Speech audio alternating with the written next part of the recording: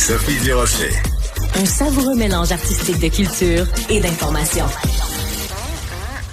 Il y a des histoires d'une tristesse incroyable qu'on entend depuis quelques jours. Beaucoup de gens qui témoignent dans les médias. Je pense entre autres à Geneviève Evrel. Des gens qui racontent que les proches aidants qui accompagnent des gens qui sont atteints du cancer, des proches aidants donc ne peuvent pas suivre leurs proches qui doivent subir des traitements pour le cancer. C'est une situation totalement crève-cœur, totalement inacceptable. Et c'est pour ça que j'avais envie d'en parler avec Chantal Tardif. Elle est présidente et cofondatrice de l'organisme de soutien aux proches aidants en oncologie du Québec. Oui, c'est un organisme qui existe, très important. Madame Tardif, bonjour.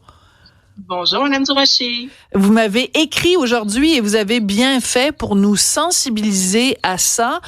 On va peut-être commencer par votre histoire à vous. Vous êtes proche aidante, votre conjoint atteint d'un cancer depuis 10 ans. Oui.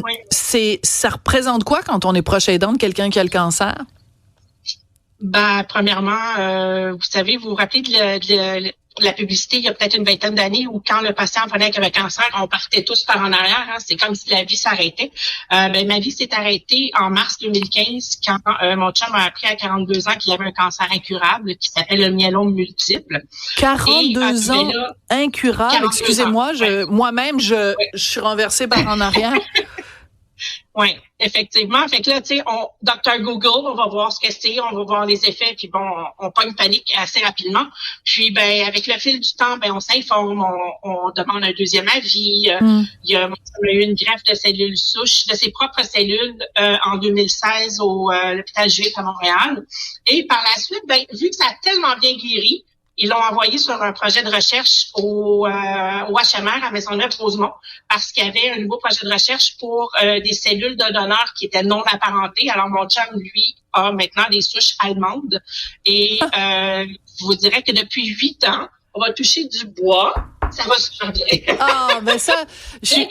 Mais quand même, vous continuez quand même, évidemment, en tant que proche aidante. Proche aidante un jour, proche aidante toujours.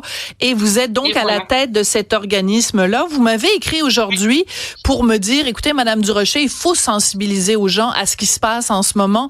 Alors, je vous laisse parler. Puis, ma collègue aussi, Cybèle Olivier, on a lancé l'invitation aux gens en début d'émission en disant, si vous avez des témoignages, racontez-les-nous. Alors, on va commencer avec vous, Madame Tardif, puis ensuite, on va aller aux questions de nos auditeurs.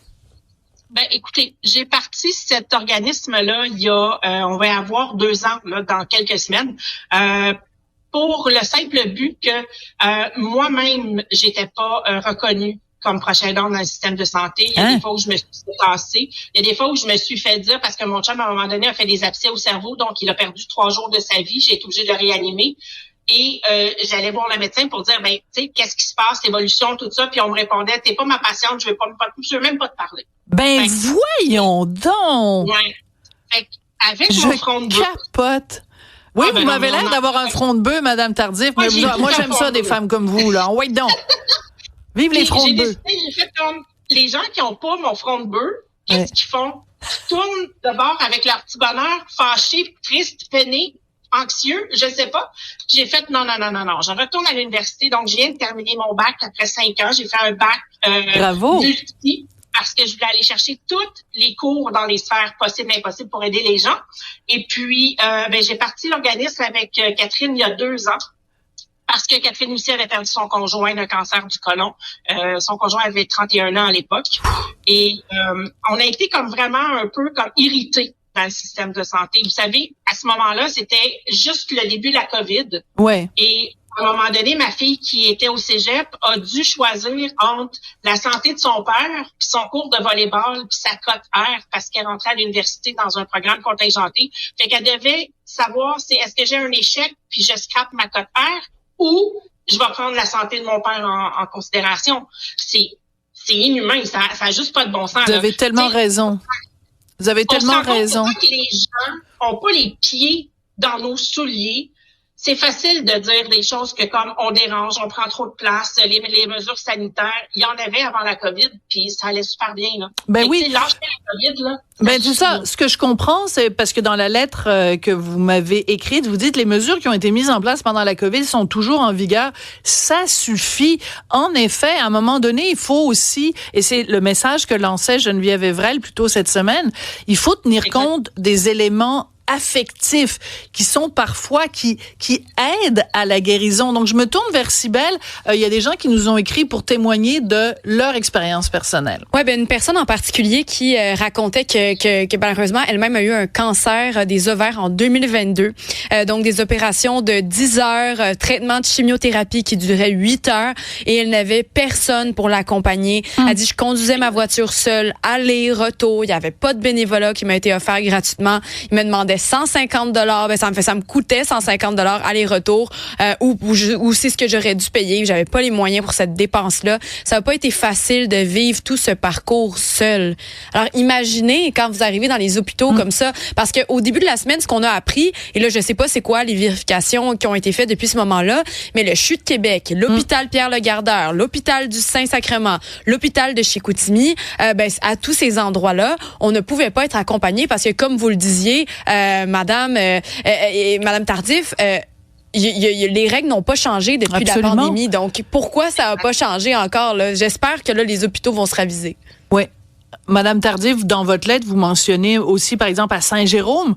Imaginez-vous donc, le proche aidant doit être sur une liste pour accompagner le proche. Voyons. J'ai un proche aidant qui m'a appelé la semaine dernière en disant je pouvais pas rentrer avec mon conjoint parce que j'étais pas sur la liste dans son dossier comme proche aidant. Ben voyons. Et donc, conjoint. Demain, ça peut être votre fille, votre voisin qui accompagne votre conjoint, tout dépendant de votre disponibilité, tout dépendant de votre état de santé. Comment ça, il faut faire une liste de proches aidants? Ouais, on peut être humain en quelque part, puis essayer de comprendre ce que ces gens-là vivent, l'anxiété, la peur qu'ils vivent. Puis j'ai toujours dit, le patient, le proche aidant et l'équipe médicale, on doit être une équipe. On doit tous travailler ensemble. Vous avez tellement raison. Vous avez tellement raison, mais je veux vous entendre aussi sur tous les bienfaits que ça procure, toute la différence que ça fait quand il y a un proche aidant versus quand il n'y en a pas. Ce que ça change dans la vie du patient. Dans la vie du patient, ça change que le niveau d'anxiété va baisser. Hein? On sait, le proche aidant est là, on sait qu'on a une zone de confort, on est dans notre bulle de protection, on a comment je peux dire ça? Ils sont pas inquiets de ce qui va se passer parce qu'il y a quelqu'un d'autre qui peut être là aussi pour entendre ce qui se dit, pour prendre des notes, pour le fait de guérir. Moi, mon chum, il m'a toujours dit, si t'avais pas été là, j'aurais pas pu prendre le temps, moi, de guérir. Parce que toi, tu t'occupais de tout ce qu'il y avait autre. Ouais. J'ai la misère à croire qu'il y a des patients qui n'ont pas de proche aidant ou qui se font refuser leur proche aidant, ça leur ramène à un niveau de stress énorme. Ça les rassure. Puis je vous dirais aussi, des fois, le patient ça fait énormément d'informations à absorber. Il faut que vous reveniez dans 3 mois, il faut que vous fassiez une prise de sang, puis tout ça. Le patient lui-même, là, il est dans sa douleur, puis il est dans sa peine, puis il est dans sa maladie. Ça prend quelqu'un à côté pour prendre des notes. Hein. Juste prendre des notes, un crayon et un papier, noter ce que le dit le médecin. Parce que, par exemple, quelqu'un qui reçoit un diagnostic, il est tellement sous le choc, il est tellement assommé, il n'y a pas la présence d'esprit de prendre un crayon. Juste prendre un crayon et un papier puis noter des dates de rendez-vous, ça peut servir à ça aussi un proche aidant. Vous avez raison parce que souvent, il y a des patients qui me disent au moment où j'apprends le diagnostic et au moment où j'apprends le mot juste de mot cancer, mon cerveau s'arrête là. Je focus sur ce mot-là et je n'entends plus rien. Mais la personne qui m'accompagne, je sais qu'elle va être là pour capter toute l'information possible pour pouvoir me guider par la suite et pour pouvoir m'aider dans ce chemin-là qui, on le connaît pas, là. On devient pas proche aidant du jour au lendemain. On n'a pas de proche aidant 101 pour les nuls, là. Fait que c'est vraiment... J'aimerais ça. Je pense que je vais en créer un, finalement. On va l'écrire ensemble. Parce que là, vous venez me chercher. Parce que, c'est sûr que ça brasse des souvenirs. Dieu merci, aujourd'hui, mon chum va mieux, mon chum va bien. Puis il y a plus de présence de cancer, mais c'est tout frais, hein. Ça vient me chercher, excusez-moi. Mais, Là, j'en ai perdu le fil de ma pensée. Qu'est-ce que je voulais que je vous dise? On est des animatrices, des animateurs, mais on est des humains avant tout. Non, ce que je voulais dire, c'est que j'ai trouvé l'image. Tout à l'heure, vous cherchiez un petit peu comment l'image du proche aidant, puis m'est venue la chanson des Cowboys fringants. Mets ta tête sur mon amour, sur mon épaule pour que ton amour me frôle. Je pense que c'est ça un proche aidant. Puis je comprends pas que dans le milieu de la santé, ils comprennent pas l'importance de l'épaule. Oui. Mais ils comprennent l'importance de on tient avec la broche, par exemple. On a-tu des tie wraps après nous autres, hein?